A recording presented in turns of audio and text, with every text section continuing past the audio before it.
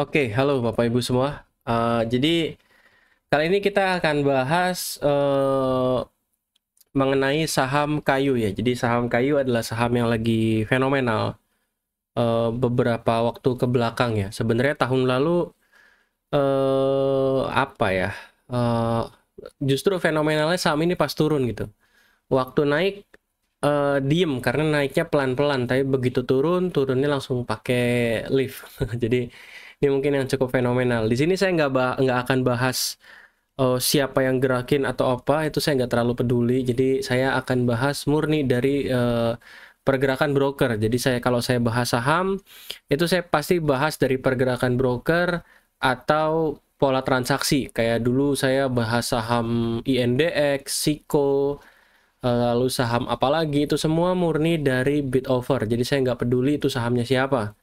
Bahkan dulu waktu saya bahas Siko atau Piko saya lupa antara salah satu dari itu waktu saya bahas ada salah satu influencer yang DM saya. Ngapain apa namanya bahas-bahas saham ini? Jangan cari musuh itu kan saham mainannya si X dia bilang gitu kan. Terus waktu itu saya bilang, waduh saya nggak tahu itu mainan siapa, saya nggak peduli. Yang saya peduli brokernya pergerakannya seperti apa gitu kan. Seperti itu. Jadi itu yang saya pedulikan sama seperti halnya di saham kayu gitu. Nah, ini ada beberapa disclaimer. Pertama, kode sekuritas itu merujuk pada investor di balik pergerakan sekuritas tersebut. Jadi bukan sekuritas tersebut secara institusi. Jadi kalau nanti ada BQ, ada CC, ada AK, ada BK, itu bukan berarti mereka movernya. Dalam artian ya BQ secara institusi mover, bukan. Tapi mereka hanyalah kendaraan yang dipakai oleh investor yang kita nggak tahu siapa gitu kan. Seperti itu. Lalu pembahasan di sini berfokus pada pergerakan harga saham dan pergerakan broker, jadi nggak ada analisa fundamental sama sekali, karena fundamental juga di luar kompetensi saya. Lalu yang ketiga, segala keputusan beli dan jual berada di tangan masing-masing. Jadi begitupun resiko yang terjadi, mau untung mau rugi telan masing-masing gitu kan. Yang keempat, analisa ini berupa opini dari fakta dan data yang ada, tentu saja gitu kan. Yang pasti analisa yang saya kasih itu berdasarkan data dan fakta. Yang kemudian saya memberikan opini dari data dan fakta tersebut atau memberikan analisa. Jadi bukan data yang mengada-ngada, data ini ada di bursa semua kita bisa dapatkan gitu kan. Tapi walaupun dari data dan fakta yang ada, analisa ini tidak bisa menjamin ketepatan 100% yang terjadi di balik pergerakan harga saham kayu gitu. Karena ya kita nggak tahu di balik harga saham kayu sesungguhnya ada apa gitu kan. Seperti itu. Nah, saya kasih judul video ini adalah pertarungan asing dan big player di saham kayu. Nah, kenapa pertarungan asing? Kenapa nggak pertarungan retail gitu kan? Nanti kita jawab di belakang. Jadi seperti kita tahu bahwa saham kayu itu dari bulan April 2023 itu naik sampai titik tertinggi ke 685 atau pernah naik 1270% gitu kan. Sayangnya di akhir Desember saham ini jatuh, saham ini turun gitu kan. Saham ini turun. Nah, coba aja nggak turun, mungkin masuk top 10, harusnya masuk top 10 top gainer 2023. Cuma sayangnya menjelang penutupan tahun dia finish dengan tidak baik atau kurang baik, yaitu langsung ARB beberapa kali gitu, seperti itu. Hingga sekarang per 6 Januari 6 atau 5 Januari saya lupa, itu harganya udah di angka 52 dan udah posisi suspend yang kedua. Seperti itu. Jadi ini naiknya pelan-pelan gitu.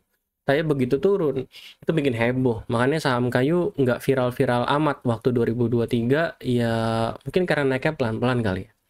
Seperti itu. Nah, mungkin pertanyaan semua orang, Pak Frans, kenapa baru dibahas waktu turun? Dasar Pak Frans komentator, mungkin itu kan. Bagi yang ngikutin sosial media saya atau ngikutin Telegram saya, pasti tahu. Saya beberapa kali bahas saham ini, tapi secara tidak langsung. Dalam artian saya nggak bilang saham ini, tapi saya bilang kok, bahkan di 470-an saya bilang transaksi brokernya udah aneh. Di angka 550-an saya bilang ini udah aneh gitu kan. Jadi mungkin bagi yang ngikut tahu saya pernah bahas, atau mungkin bagi yang DM saham ini mungkin tahu kalau saya pernah bilang sesuatu tentang saham ini. Tapi kalau yang belum tahu, ya silakan gitu. Terus pertanyaannya kenapa Pak Frans baru dibahas? Ada banyak pertimbangan.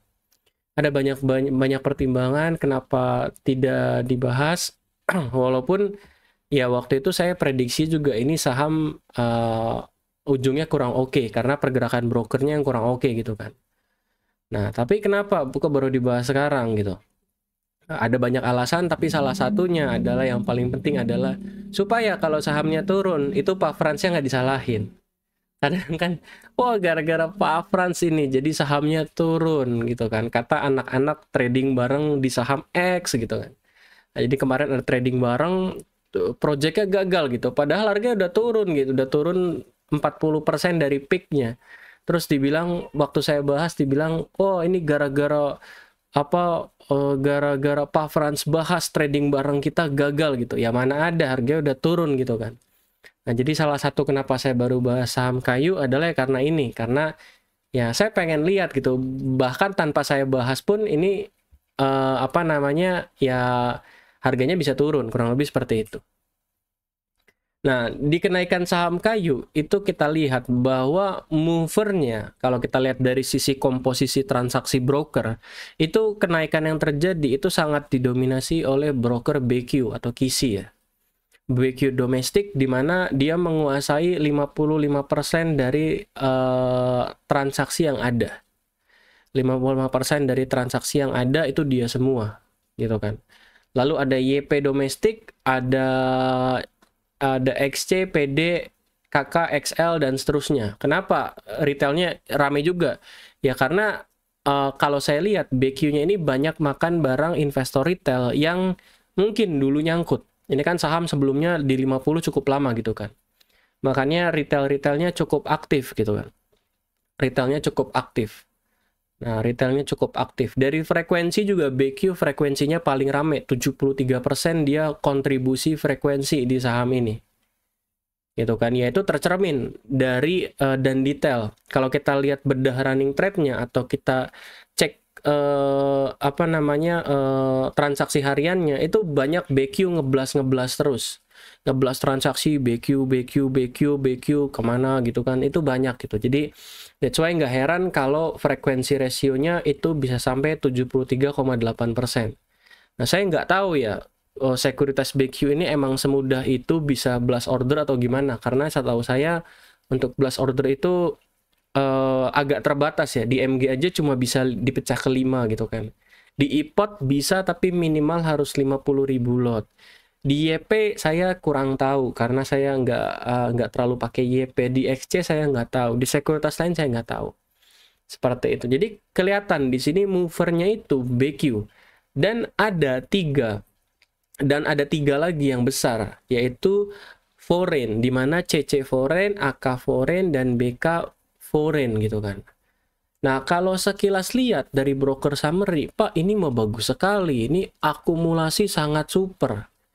Begitu kan, akumulasi sangat super. Ini bagi yang baru pertama kali belajar bandarmologi, pasti akan ngelihat. Wah, ini bagus sekali gitu kan. Ini bagus sekali, cakep sekali gitu. Tapi tunggu dulu gitu. Tunggu dulu. Nilai ini bukanlah nilai pasti, karena barang bisa dipindah. Gitu kan, barang bisa dipindah. Itu yang pertama. Nanti kita bahas di belakang terkait perpindahan barang. Cuma di sini saya mau berfokus kepada asingnya. Kok bisa nih ARB? Ya karena ini. Jadi ini adalah materi workshop bandarmologi tahun lalu. Jadi ada materi terkait AKBK robot trading. Sekarang ada CC. Jadi belakangan ada CC juga yang aktif, itu asing juga. Cuma umumnya AKBK. Gitu kan. Waktu saya buat riset ini masih AKBK, CC belum aktif. Cuma per November Desember kayaknya CC udah mulai bergeliat, CC asing gitu kan. Seperti itu. Nah, ini kita lihat di saham-saham lapis 3, kalau teman-teman perhatiin, AKBK itu rajin muncul. AKBK rajin muncul, ya mereka biasanya mainnya agak brutal ya. Kadang kalau sahamnya naik mereka HK cepat, kalau sahamnya turun mereka haki cepat gitu. Mereka HQ cepat dan rata-rata di saham lapis 3 yang saya tahu, di Awan, di Gula, di Halo, di MKTR, di Mimix, itu rata-rata mereka itu rugi. Jadi asing itu rugi. Kenapa? Ya karena bandarnya ngusir, bandarnya mungkin bandarnya juga belajar gitu, big money-nya belajar gimana algoritma si asing ini. Karena beneran kalau Bapak Ibu perhatiin, itu kalau grafik intraday-nya turun sekian tik, asingnya langsung guyur. Kalau grafik intraday-nya naik sekian tik, asingnya langsung HK, gitu kan. Atau kalau grafiknya daily-nya itu sideways agak panjang, asingnya itu kadang jualan, gitu kan. Kadang jualan. Jadi memang asingnya ini algoritmanya makin hari makin bertambah pintar gitu. Kalau saya perhatiin ya, yang AKBK ya. Kalau CC saya nggak terlalu perhatiin. Jadi makin hari makin tambah pintar. Tapi ini adalah rekap tahun lalu, di mana ya beberapa rugi-rugi asingnya. Ada yang untung mungkin 1-2. Tapi mostly asing yang trading di lapis 3 ini itu mostly pada rugi. Gitu kan, mostly pada rugi. Nah, ini juga tercermin dari rasio trading per frekuensi. Contohnya di saham Awan, total lot mereka 2,3 juta lot dengan total frekuensi 3.200. Nah, 32.000. Nah, ini kalau kita mau hitung rasio, ya rasio total lot per frekuensinya itu di kisaran 72 lot gitu. Ya memang asing mainnya lot ngeblas gitu, mirip juga gitu, langsung seret kenceng kakak seret haki gitu, seperti itu. Jadi dari pengamatan saya di fenomena asing-asing ini ya, itu sekarang bandar-bandar lokal atau big money lokal itu musuhnya ada 2 sekarang. Yaitu musuhnya adalah retail dan asing. Jadi musuhnya bukan lagi retail. Kalau dulu istilahnya bandar versus retail, kalau sekarang ada bandar versus retail versus asing. Jadi saling ribut nih 3 pihak ini gitu kan. Kalau yang saya perhatiin gitu kan. Nah, terus gimana di saham kayu? Di saham kayu kalau kita lihat asingnya mulai aktif itu bulan Juni. Asingnya mulai aktif bulan Juni, dan asingnya di saham kayu itu selalu trading untung. Biasanya trading selalu untung gitu. Contoh ini dari periode kenaikan dari sini sampai sini. Itu contoh ya, kita lihat AK aja. AK beli 213, jual 215. BK beli 195, jual 238. Walaupun masih ada sisa, jualnya 205. CC beli 226, jual 238. Nah, ini walaupun masih ada sisa barang ya. Kalau kita net kan ternyata BK-nya masih net buy sekian, AK masih net buy sekian, CC masih net buy sekian. Tapi kan dari sisi average mereka trading untung. Gitu kan. Seperti itu. Lalu coba di sideways. Dikasih sideways, ternyata asingnya malah net sell. Nah, yang di bawah sini. Dikasih sideways, asingnya malah net sell. Ya iya, dari yang udah yang saya perhatiin juga kalau dikasih sideways, apalagi candlenya open low seperti ini, asingnya biasanya kabur dulu pagi-pagi. Gitu kan, kabur dulu pagi-pagi. Nah, ini kita lihat CC-nya pagi-pagi kabur 413, BK-nya kabur pagi-pagi 410. Ya, ini yang di gap down ini mereka pada kabur. Tapi akhirnya di buyback lagi, mereka buyback atas lagi gitu kan. Mereka beli atas lagi. Seperti itu. Jadi cara mainnya asing begitu. Nah, ini ditarik ke atas, asingnya bukannya net buy besar, malah asingnya itu malah asingnya itu trading untung lagi gitu. Trading untung lagi. Seperti itu, trading untung lagi. Ya sempat diturunin, AK-nya sempat keluar. Seperti itu. Nah, di sini kita lihat kemarin kan dia masih ada net buy dari sini kan dia masih ada sisa barang gitu kan. Masih ada sisa barang di candle sini. Di candle sini dia jualan dulu asingnya. Jadi asingnya kena trigger dulu karena dia sempat turun ke bawah. Sempat turun ke bawah kena trigger langsung asingnya buyback lagi di atas gitu. Tapi ya asingnya udah untung karena dia sebelumnya dapat 213.195, 2133 195 average dari mana, dari sini ke sini. Nah, di atas asingnya jual average 439 421. gitu kan. Nah ini kalau kita lihat yang tadi saya bilang kan, harga yang biru. Jadi ketika harganya diturunin, asingnya pada jualan. Kenapa? Karena robotnya ke-trigger. AKBK ke-trigger. AKBK ke-trigger, ini BQ-nya makanin barang. Gitu kan, BQ-nya makanin barang. Nah, di sini ketika sahamnya mulai bullish lagi, mulai naik lagi, asingnya ke-trigger lagi, trigger beli lagi. Asingnya ke-trigger beli lagi. Gitu kan, asingnya ke-trigger beli lagi. Seperti itu. Lalu di masa nah ini kan asingnya ke-trigger beli lagi di sini. Asing ke-trigger beli lagi average segini.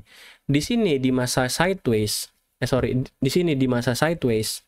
Di masa sideways ini ya dikasih sideways lagi, asingnya malah keluar gitu. Asingnya malah net sell berapa tuh? Hampir 7 miliar. Net sell 7 miliar dan mereka ya trading untung lagi. Kenapa? Ya karena dikasih candle-candle seperti ini, open low, open low, open low, open low, open low gitu. Seperti itu. Dan seterusnya lah ini. Dan seterusnya ini sama kurang lebih ya.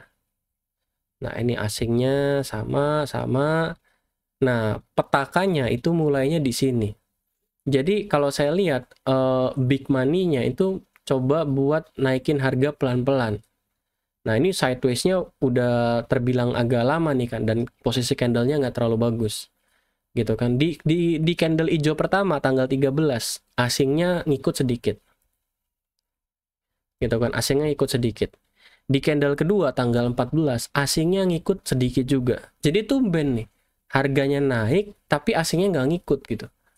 Ya, kalau menurut saya sih karena udah kelamaan aja, asing itu nggak suka pelan-pelan. Kalau Bapak Ibu lihat saham Awan, saham VKTR itu mainnya cepat sehingga asingnya ngikutnya banyak gitu. Tapi kalau mainnya pelan-pelan, biasanya asingnya keluar-keluar atau sedikit-sedikit. Gitu kan. Nah, di sini asingnya mulai keluar. 1,5 M di tanggal 15 di kisaran candle yang sini. Gitu kan. Lalu di tanggal 18 asingnya net sell lagi. Gitu kan. Nah, di sini, di candle yang hitam sini, yang paling atas, asingnya net sell lagi. Jadi, asingnya net sell besar lagi.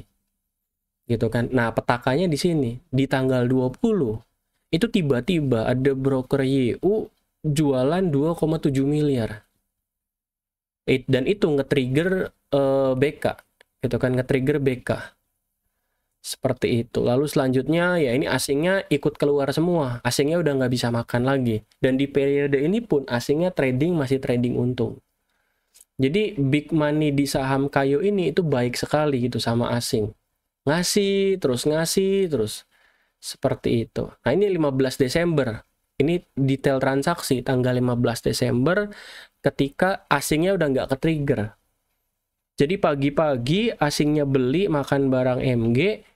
Gitu kan, pagi-pagi asingnya beli makan barang MG, dan setelah itu BQ-nya seperti biasa ngeblas kan, BQ-nya ngeblas, tapi AK-nya asingnya nggak gerak sama sekali, asingnya nggak nambah barang sama sekali. Kenapa? Ya karena nggak tahu ya, apa mungkin mereka namanya AI. Kalau AI kan itu apa ya, dia belajar dari sesuatu yang sudah terjadi ya. Mungkin robot tradingnya udah belajar hal baru. Oh, kalau ada ngeblas seperti ini, gua hold posisi, jangan jual, jangan beli. Kita nggak tahu ya, itu mungkin algoritma di dalam AK atau BK-nya. Seperti itu algoritmanya.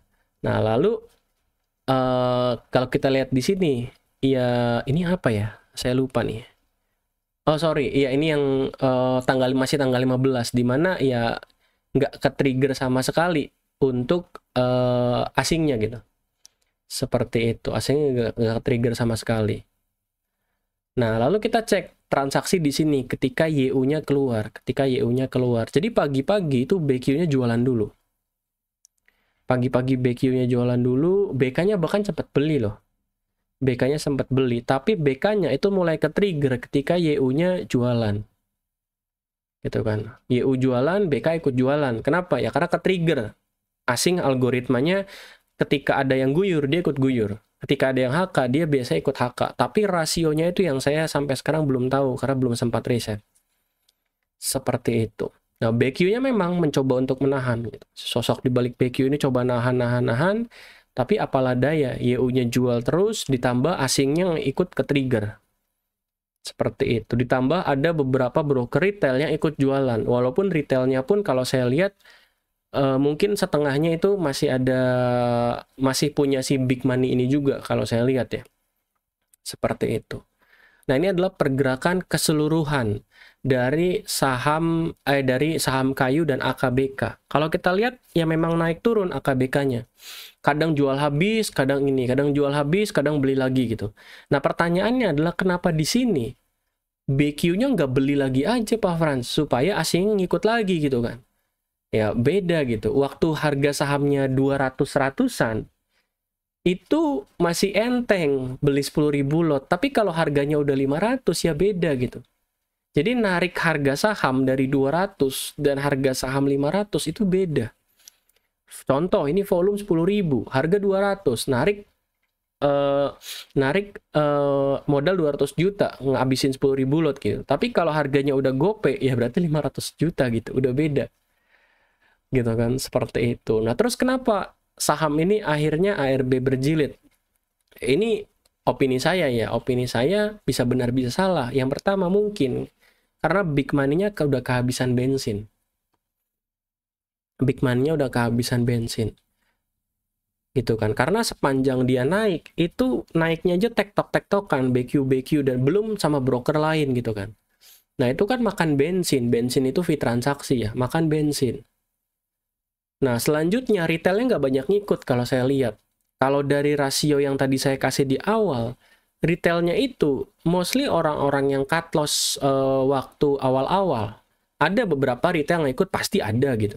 Nggak mungkin nggak ada satupun retail baru yang beli dari 50 atau beli dari 100, beli dari 200, nggak ada, nggak mungkin. Pasti ada, tapi porsinya nggak besar.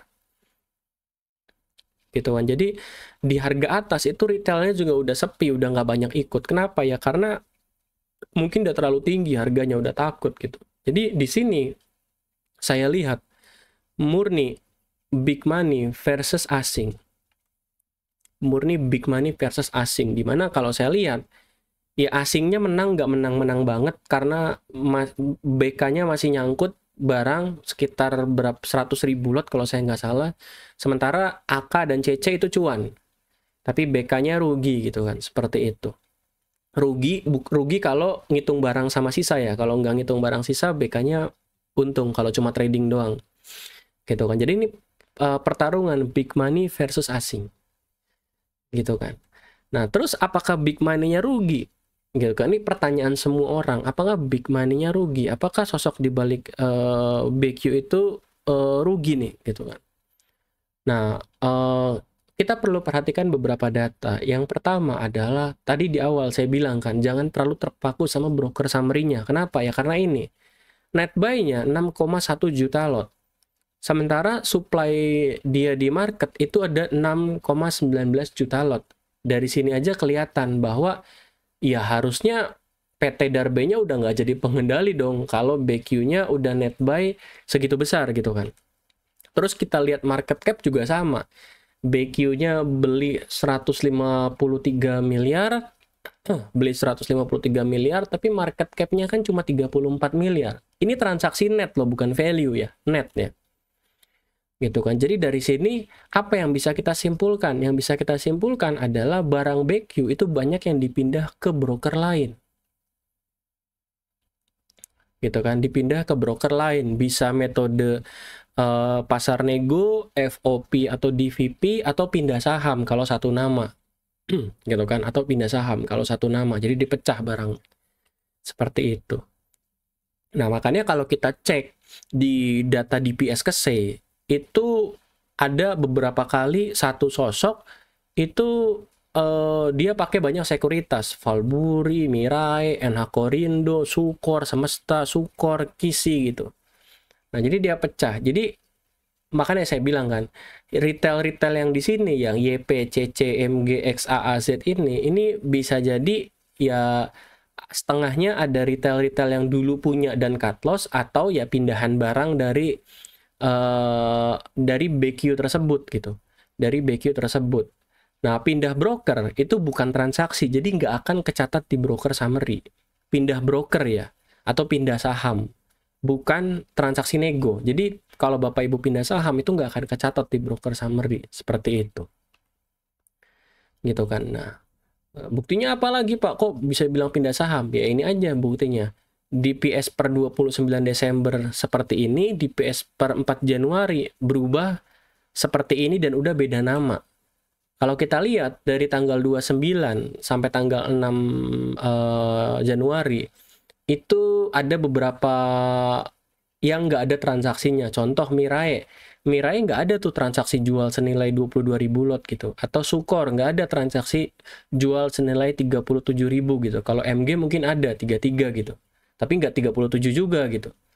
Jadi kemana barangnya ya? Mungkin hal yang paling mungkin adalah dipindahin dulu ke satu broker lalu dinegoin ke nama lain. Seperti itu. Nah, balik lagi ke pertanyaannya. Apakah big money-nya rugi di saham ini? Kalau menurut saya rugi big money di saham ini. Tapi tidak sebesar di broker summary kerugiannya. Jadi kalau kita lihat dari broker summary kan, wah ngeri nih, 145M, sekarang harga 50, berarti ruginya udah 100M kurang lebih. Ya menurut saya nggak sampai segitu sih. Gitu kan. Tapi rugi, ya menurut saya rugi. Ya saya bisa benar, bisa salah gitu kan. Saya bisa benar, bisa salah. Seperti itu. Jadi punya barang berapa lagi big money-nya aslinya? Cek aja di Kesei 5%. Data di Kesei itu nggak bisa bohong. Mau dipindahin ke satu nama, dua nama, kalau di atas 5% ya kecatat gitu. Seperti itu. Dan transaksinya memang dari 27 sampai 29 itu banyak dipindah-pindah barangnya. Dan sekarang barangnya udah terpusat di BQ semua. Kalau saya lihat DPS ya, DPS apa? DPS saham ini, DPS 5% saham ini. Seperti itu. Nah, pertanyaannya adalah, Pak, kok dibiarin ARB ya? Gitu kan, maksudnya kok dibiarin ARB gitu? Ini juga yang jadi pertanyaan saya, kenapa kok dibiarin ARB? Gitu kan, kenapa dibiarin ARB? Karena kalau saya jadi big money-nya ya, walaupun nanti saya cerita, walaupun saya jadi kalau saya jadi big money-nya, saya sadar saya punya modal putaran agak tinggi gitu, agak atas gitu. Ya saya nggak mau lah sahamnya ARB terus gitu. Kenapa? Ya poin pentingnya adalah karena saya belum jualan, saya masih ada barang cukup banyak, saya belum jualan gitu. Itu poin pentingnya, kenapa saya nggak mau ARB gitu kan. Nah, harapan saya dengan ARB yang di sini, yang dari 600 sampai 250, itu adalah mungkin modal saya buat makan barang lagi itu lebih sedikit gitu kan. Itu harapan saya kalau saya jadi big playernya gitu kan. Kenapa saya jadi saya juga pernah gitu bahas di grup alumni, mungkin teman-teman alumni ada, waktu akhir tahun saya bilang, ini saham kayu, harusnya kalau big playernya ini nggak ada masalah apa-apa ya, itu harusnya dia naikin lagi di harga 200-an. Kenapa? Ya karena kalau enggak, kalau dia masih ARB-in terus dan masih on plan rencana dia, itu retail itu bakal dapat barang bawah. Gitu kan. Retail bakal dapat barang bawah, ya saya sebagai big money ngusirnya susah lagi. Gitu kan. Atau ngusirnya mungkin dikasih untung gitu kan. Nah, ya yang kedua, ada retail scalping barang bawah. Ini yang lebih nyebelin gitu. Ada trader-trader scalper yang nge-scalpingin di bawah. Ini lebih pusing lagi. Gitu kan, seperti itu. Tapi kok kenyataannya ARB terus gitu. Akhirnya saya juga bilang ke alumni kan. Saya bilang ke alumni, udah akhir tahun kita nggak usah cari penyakit. Saya bilang. Kita nggak usah cari penyakit. Saya nggak ikut masuk. Saya nggak jadi masuk. Kenapa ya? Karena ada yang nggak beres gitu. Jadi saya merasa ada something wrong di belakang pergerakan big money-nya. Cuma apa ya nggak tahu gitu. Ada beredar rumor-rumor di market yang saya nggak bisa sebut. Ada beberapa rumor. Ya saya nggak tahu rumor itu betul atau tidak. Makanya saya nggak berani bahas gitu kan. Cuma ya kalau melihat dari pergerakan harganya, ya memang ada sesuatu yang salah dari pergerakan investornya. Ya kita nggak tahu di baliknya terjadi apa, kan kita tidak tahu, seperti itu. Paling gitu Bapak Ibu. Jadi dari pelajaran saham kayu ini kita semua dapat sesuatu ya. Kalau saya pribadi, saya diingetin lagi apa menggerakkan harga saham itu susah. Sorry, gerakin gampang. Naikin harga saham itu gampang. Kenapa? Tinggal HK aja selesai, harga naik gitu kan. Tapi jualan barang itu yang susah. Kenapa? Karena kalau HK, offernya biasanya selalu ada. Kita sikat aja ada gitu. Tapi kalau kita mau jualan, kita butuh ada orang yang HK. Kita butuh ada bid yang siap untuk kita haki gitu kan. Itu lebih susah gitu. Jadi makanya sampai sekarang ya saya masih suka dan sangat enjoy jadi investor retail gitu kan. Jadi saya nggak mau sok-sokan jadi bandar A, bandar B atau big money A, big money B, enggak. Saya retail aja yang happy untuk ngikutin pergerakan pemain-pemain besar. Seperti itu. Gitu Bapak Ibu. Terus gimana Pak? Ini udah suspend kedua. Nah kalau suspend kedua ya kita tunggu aja. Biasanya 1 minggu ya. 1 minggu biasanya emiten itu kalau suspend kedua disuruh kayaknya disuruh public expose, tapi public expose juga rasanya udah. Jadi harusnya sekitar 5 hari atau 1 minggu maksimal itu udah dibuka lagi saham kayu. Gitu kan. Biasanya kalau suspend 2 gitu. Tapi ya semua balik lagi ke bursa. Ketentuannya, kebijakannya seperti apa. Gitu Bapak Ibu. Paling itu buat saham kayu ya semoga jadi pelajaran buat kita semua. Kalau saham udah terlalu tinggi dan transaksi cuma bolak-balik, ya udah ngapain dikejar gitu kan. Lebih baik cari saham lain aja. Seperti itu. Gitu Bapak Ibu. Kalau mau warning-warning saham, silakan join ke channel saya. Walaupun saya nggak sebut sahamnya, tapi biasanya ya Anda mudah lah, Anda tinggal cari harga terakhirnya berapa, itu Anda langsung ketemu gitu kan. Jadi usaha sedikit gitu, seperti itu. Begitu tentang saham kayu, semoga bermanfaat, dan siapapun yang nyangkut di saham kayu, semangat, dunia belum berakhir, ya semoga bisa keluar atau semoga bisa dapat rezeki di saham yang lain. Paling seperti itu. Thank you semuanya, sampai kita ketemu di video selanjutnya. Selamat malam dan ya semoga bermanfaat. Thank you.